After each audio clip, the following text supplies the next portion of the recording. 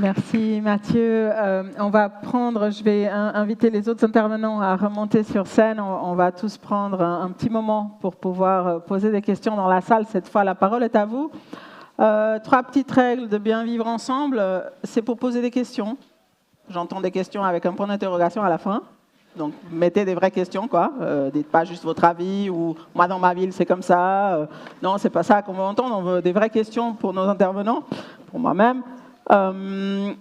On voudrait aussi évidemment des questions courtes, le plus court possible. Et puis on va peut-être prendre, je pense, 2-3 questions à la fois pour qu'on puisse faire des réponses groupées. Tout ça pour sauver du temps pour nos estomacs. Vous avez compris que ce qui nous intéresse le plus, c'est boire et manger. Donc évidemment, j'essaye de tenir notre timing pour le lunch. Alors, des questions, allez-y. Vous avez tous nos intervenants. Je vois qu'il y a une question là-bas. Il y a des micros qui tournent. Ouais. Ça va venir sans doute.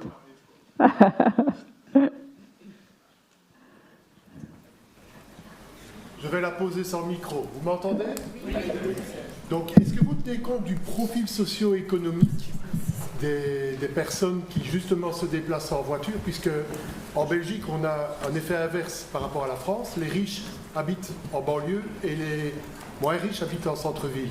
Et donc, c'est un argument qui est souvent sorti dans les discussions avec les commerçants, puisqu'ils disent si ma population à haut pouvoir d'achat ne sait pas venir, je perds mon business. Qu'en pensez-vous? Les riches dans les collines, oui. Il y a ça dans tous les pays, c'est bizarre. Hein, dans les collines. Même dans les villes les plus pauvres. Moi, j'ai travaillé à Saint-Étienne, j'avais exactement le même truc, l'exode des riches dans les collines. C'est surtout l'exode des familles avec les enfants, les fameux qui donc ne peuvent pas courir au centre-ville. Hein, alors, je dirais 2 choses. Premièrement, en France, c'est pareil. Quand on regarde où habitent les riches, où habitent les pauvres, on croit souvent que les riches habitent en centre-ville, mais en fait, quand on regarde le revenu moyen, la périphérie est systématiquement plus riche que la ville-centre. Donc, encore une idée reçue que j'essaie de combattre, mais qui biaise un peu le débat. Deuxième chose, oui, en fait, il faut regarder, quand on interroge les clients, il faut leur demander, il faut pouvoir juger du panier moyen. Il faut leur demander combien ils ont dépensé aujourd'hui, combien ils ont prévu de dépenser. Et comme ça permet de repondérer finalement les résultats en fonction de ce paramètre qui est effectivement important. Mais même quand on en tient compte, de toute façon, l'automobiliste reste minoritaire. Mais vous avez raison, il faut le prendre parce que méthodologiquement, c'est plus solide. Et puis pour couper court aussi à cette critique qui ressort systématiquement. Une autre information importante est de calculer les paniers moyens mensuels, hein, parce qu'on sait que les cyclistes et les piétons dépensent peut-être moins en une seule visite, mais en revanche, sur le mois, on sait que vu la fréquence qui est plus importante, et ça c'est réel dans toutes les villes, y compris des villes que Mathieu n'a pas citées, d'autres villes dans des pays anglo-saxons, en Australie, aux États-Unis, toutes les enquêtes montrent que sur le mois, il y a un effet Killy, c'est où du coup, en effet, les piétons et les cyclistes dépensent plus, hein, ça c'est clair. C'est vraiment des chiffres qui sont connus. L'autre point sur lequel je voudrais aussi insister, c'est qu'aujourd'hui, on ne peut plus dire comme à une époque que les riches se déplacent en voiture. Ça, c'est de moins en moins vrai. Aujourd'hui, on a beaucoup de personnes de haute catégorie socio-professionnelle qui se déplacent en vélo électrique, à pied. Donc on est quand même dans une multimodalité globale, y compris dans les nouvelles générations, mais même dans les 50 ans et plus, où toute personne, finalement, d'une certaine façon, riches ou pauvres, je dirais à la limite, les riches plus que les pauvres vont avoir accès à ce qu'on appelle un panier de mobilité plus large, vont avoir finalement accès à toutes sortes de modes de transport. Et in fine, les classes moyennes ont accès à plus de modes de transport. Je dirais qu'il y a finalement que les très pauvres qui sont souvent clivés à un seul mode de transport, pour le coup, parfois uniquement la voiture, mais ça, c'est aussi lié à des besoins de désenclavement. Et j'attire votre attention qu'on parle beaucoup de désenclaver les quartiers pauvres par les transports publics. Or, le vrai besoin de désenclavement est lié au mode actif. Les quartiers pauvres sont souvent très enclavés pour la marche et le vélo, et c'est des efforts qu'il faudrait faire devrait être conséquent pour un peu plus de justice sociale sur les quartiers pauvres. Ça, c'est vrai, et dans les campagnes, et dans les villes moyennes, et dans les grandes villes. C'est un effet qu'on constate partout. D'autres questions? C'est une question pour M. Fraissinet. J'en ai 2, en fait. La première, c'est à propos des gens qui disent qu'ils veulent plus de verre ou de trottoirs plus larges en ville. Est-ce qu'ils ont bien compris que ce serait forcément au prix de moins de voitures? Parce que moi aussi, je veux plus de verre, mais parfois, si c'est au prix de moins de voitures, un peu plus compliqué. Et la deuxième, c'est, en fait, j'avais suivi une autre formation qui disait, où l'orateur disait, la piétonisation accroît la tendance du commerce à la hausse ou à la baisse. Et votre conclusion ne semble pas être en accord avec ça. Alors, sur le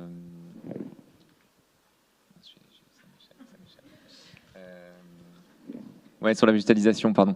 Alors, est-ce qu'ils ont bien compris que ça se fait au détriment ? Je ne peux pas vous l'affirmer. En revanche, on leur demande de donner une seule réponse. Et en tout cas, ils le mettent avant les sujets de circulation. Donc, c'est bien que pour eux, c'est plus important que la partie... puisque le répondant peut répondre à une seule modalité. Donc, celui qui dit ça, c'est que c'est plus important pour lui que de faciliter la circulation automobile. Après, sur votre deuxième question, je ne suis pas sûr d'avoir bien compris, mais ce qu'on dit souvent, c'est que la piétonisation modifie un petit peu le tissu commercial. Ça, c'est vrai. Par exemple, les restaurants et les bars s'en tirent très bien. Parfois, les commerces indépendants ont un peu plus de mal, d'autant plus que ça fait augmenter les loyers et que ça peut créer des effets négatifs, en fait. Alors, du coup, moi, ce que je dis souvent, c'est que la politique de mobilité, elle ne peut pas tout. Elle peut améliorer plein de choses. Elle peut répondre à plein d'aspirations des clients, des citoyens. Mais par contre, elle ne pourra pas tout. Il ne faut pas compter sur elle pour qu'en même temps, ça rééquilibre les commerces indépendants par rapport aux commerces de franchise, etc. Donc il faut doubler cette politique de mobilité d'une politique commerciale. Vous pouvez faire des systèmes d'encadrement de loyer, par exemple. Dans les villes, souvent, les villes possèdent elles-mêmes un grand nombre de rez-de-chaussée commerciaux. J'en discutais avec la ville de Bruxelles qui me disait, je ne sais pas si le chiffre est vrai, mais que 60% des rez-de-chaussée commerciaux appartiennent à la municipalité. Donc il peut y avoir une vraie politique de bon équilibrage, on va dire, pour ne pas avoir que des fast-foods qui se mettent à prospérer dans la rue, et puis inversement le petit commerce de textile qui disparaît, remplacé par une franchise, quoi. Donc, mais voilà, il faut doubler cette politique de mobilité par une bonne politique commerciale. Et il y a aussi plein de leviers qui sont intéressants, qu'il est possible d'activer pour éviter ces effets pervers. Il faut dire aussi que très souvent, dans les commerçants qui se plaignent, il y a quelques commerçants qui se plaignent à raison. Hein, j'entends que ça affecte parfois leur chiffre d'affaires. Ce qu'on constate dans les enquêtes qu'on peut mener, c'est que l'écosystème global, quand vous travaillez sur 30 enseignes ou sur 60 enseignes ou sur 200 enseignes, les cellules commerciales qui existent dans le centre-ville, je ne connais aucune étude faite dans aucune ville du monde où l'écosystème global n'a pas gagné au moins 15%, 20% du chiffre d'affaires.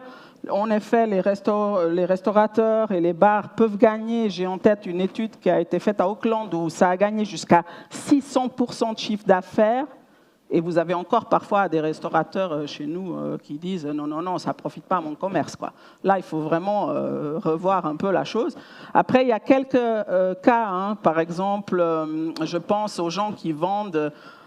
mais ça n'existe presque plus non plus en centre-ville maintenant. Hein, mais c'est sûr que si vous vendez des machines à laver, des aspirateurs, des grosses télés, des meubles, les gens aussi qui vendent des commerces de bouche, par exemple des plateaux de repas, vous avez besoin d'emporter ça rapidement pour votre cocktail.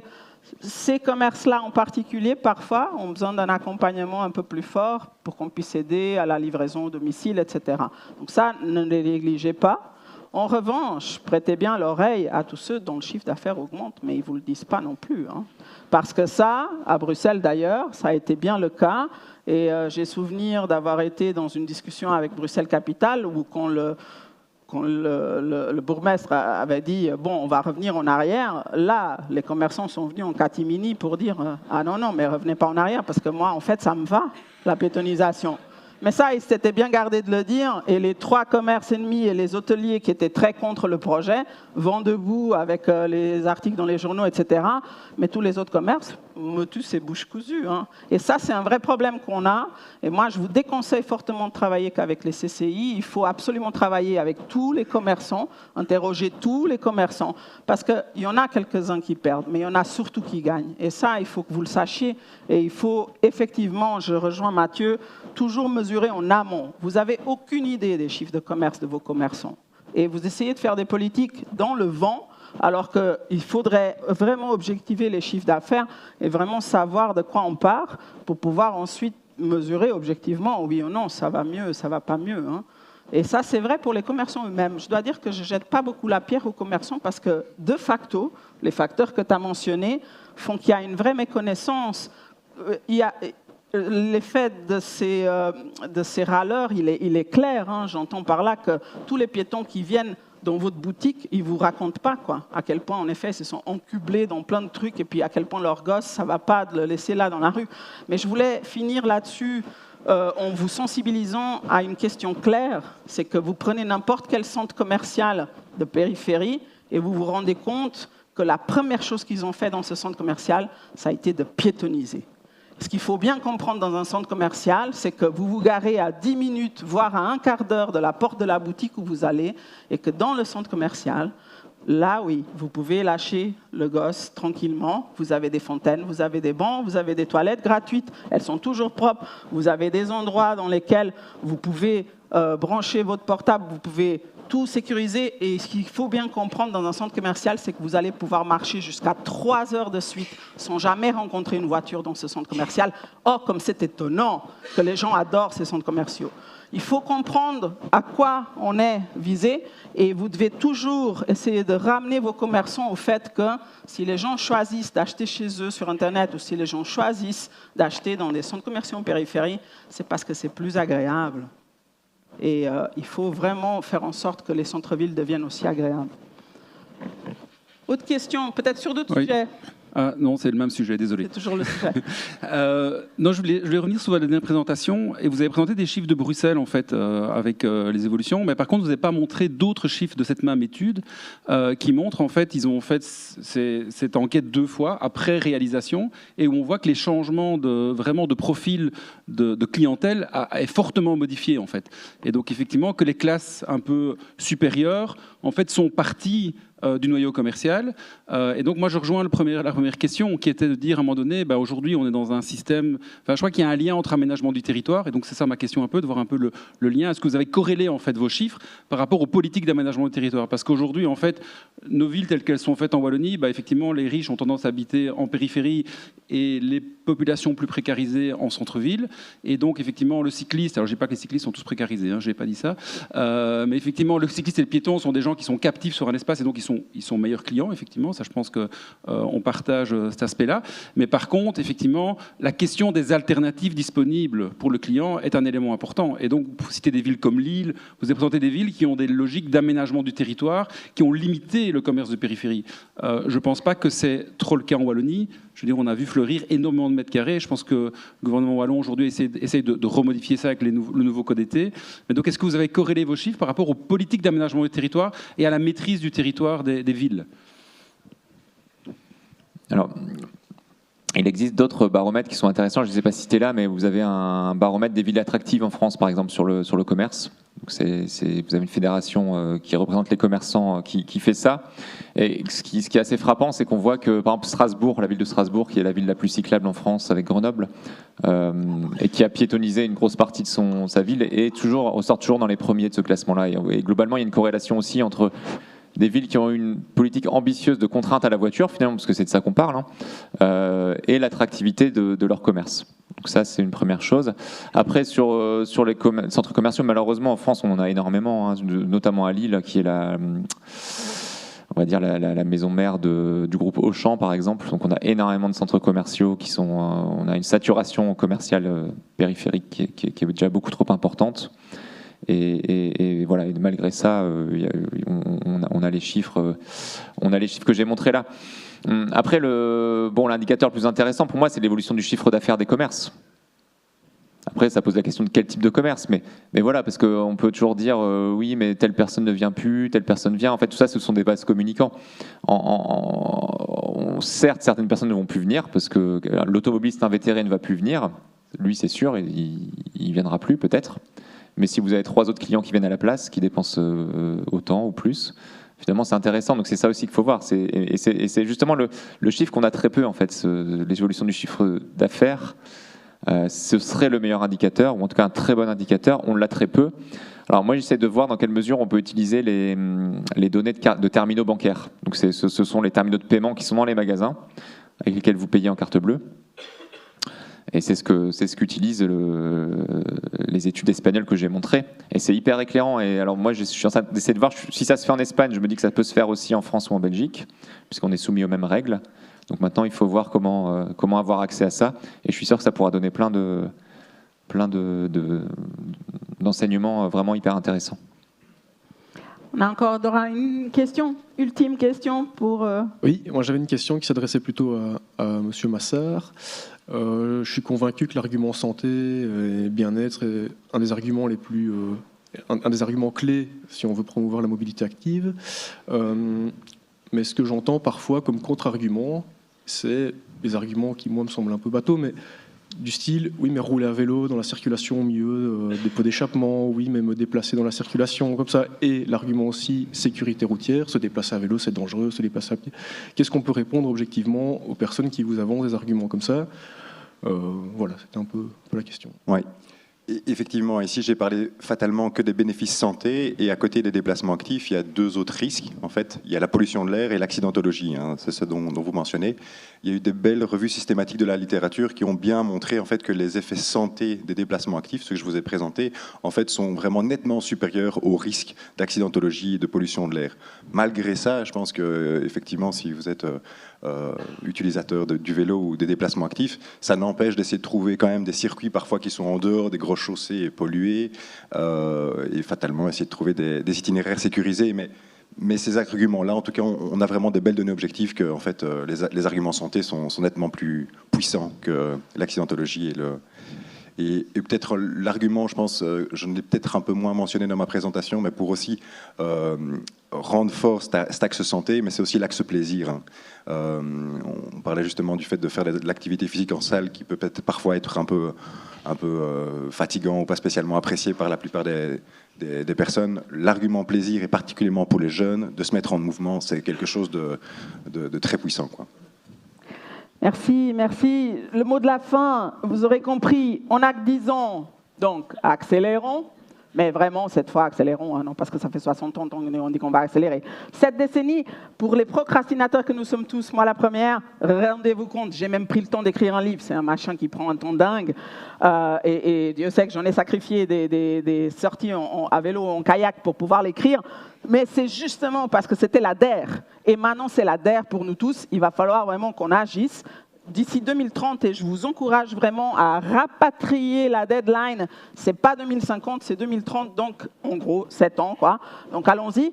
L'autre chose que je voulais vous inscrire, vous êtes des personnes par définition qui travaillent sur les contraintes. Arrêtez de faire ça. Travaillez sur les désirs, travaillez sur les désirs des gens. Les gens, ils ont des tas de désirs. Des désirs d'être au vert, des désirs de pouvoir jouer avec leurs enfants, des désirs de pouvoir sortir avec leur maman âgée et de pouvoir se poser tranquillement, des désirs de toilette, des désirs de plein d'endroits où on peut être en contact au plus près avec la nature, des désirs de verre, des désirs d'arbres. Mettez ça au service, mettez-vous au service des désirs des gens, travaillez moins sur les contraintes, travaillez plus sur les désirs. Et je vous enjoins maintenant, boire et manger, mais avant ça, Boris va nous dire 3 mots sur l'intendance pour la suite, parce que nous avons encore tout l'après-midi où vous allez contribuer avec des solutions pratiques dans les ateliers. Boris. Voilà, donc vous avez tous reçu avec votre petit badge au dos les différents ateliers auxquels vous êtes inscrits. Donc on recommence, si je ne me trompe pas, à 13h30.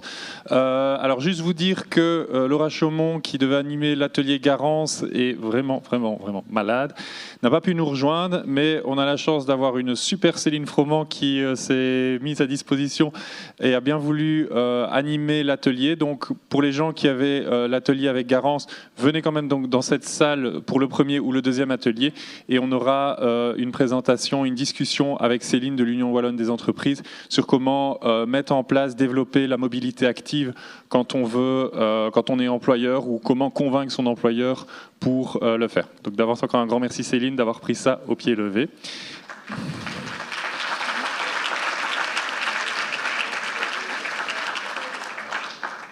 Et alors, avant de vous envoyer activement vers les sandwichs et boissons de midi, encore une fois, un très grand merci à tous les intervenants de ce matin, voilà, pour ces échanges et tout très riches et ces présentations auxquelles je crois on va tous partir avec beaucoup d'idées et de bonnes pratiques en tête. Voilà, un grand merci.